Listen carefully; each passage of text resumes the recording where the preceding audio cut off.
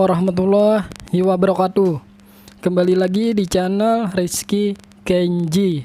Hari ini kita akan membahas tentang materi-materi tes SKB di pendidikan olahraga, terutama yaitu anatomi sistem saraf dalam tubuh manusia.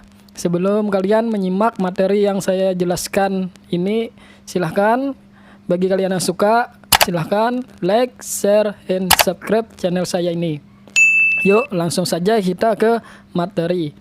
Yang pertama yang kita bahas ini adalah anatomi sistem saraf pada tubuh manusia. Nah, itu judul yang pertama. Silahkan kalian catat ya. Overview sistem saraf. Sistem saraf dibentuk oleh jaringan saraf. Sel pembentuk jaringan saraf antara lain sel saraf, neuron, menghantarkan dan memproses informasi, menjalankan fungsi sistem saraf seperti mengingat, berpikir, dan mengontrol semua aktivitas tubuh. Dan yang kedua, sel penunjang, memberi support, melindungi, merawat, dan mempertahankan homeostasis cairan di sekeliling neuron. Nah, itu adalah sel pembentuk jaringan saraf. Next, pembagian dalam sistem saraf secara anatomi. Sistem saraf dibagi ada secara anatomi dan secara fungsional. Yang secara anatomi yaitu sistem saraf pusat, yang kedua sistem saraf tepi. Secara fungsional divisi aferen dan divisi eferen. Next, sistem saraf pusat. TDD-nya ada otak dan medula spinalis. Merupakan organ kompleks jaringan saraf, pembuluh darah, jaringan ikat pelindung, dan pendukung. Fungsinya mengintegrasi, memproses, dan mengkoordinasi data sensorik dengan perintah motorik. Nah, tolong dicatat dan diingat. Next, nah ini ialah nervous system saraf organization. Next, sistem saraf tepi meliputi semua jaringan saraf di luar SSP. Fungsi menerima rangsang, menghantarkan informasi sensorik, dan membawa perintah motorik ke jaringan dan sistem perifer. Berkas akson membawa informasi sensorik dan perintah motorik.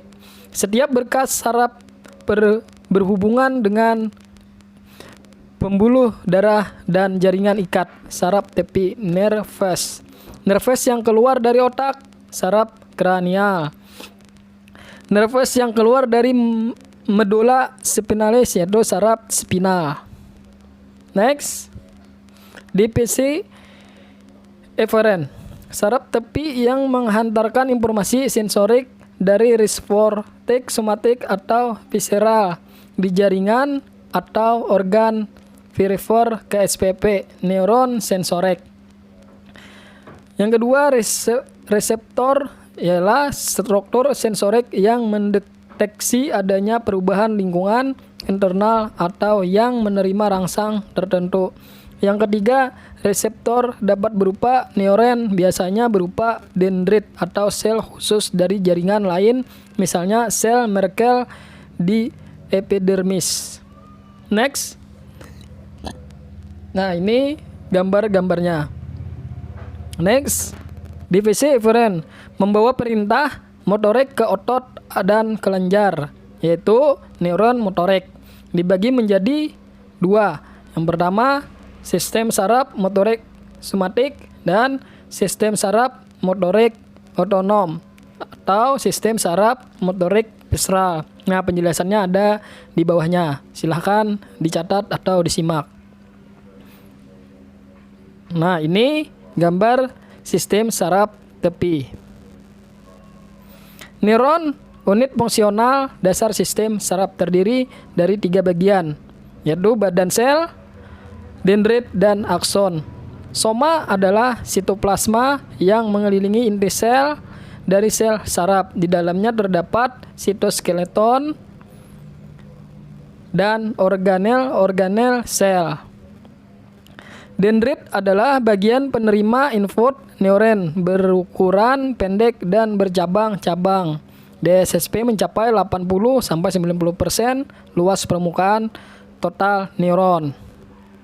Nah, ini gambar neuron dalam tubuh manusia.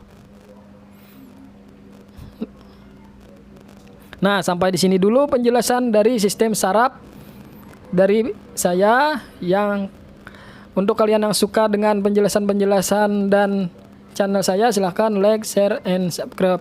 Sampai bertemu lagi di materi-materi SKB berikutnya. Semoga kalian bisa menjawab soal-soal SKB mendatang. Sukses untuk jadi pejuang CPNS. Assalamualaikum warahmatullahi wabarakatuh.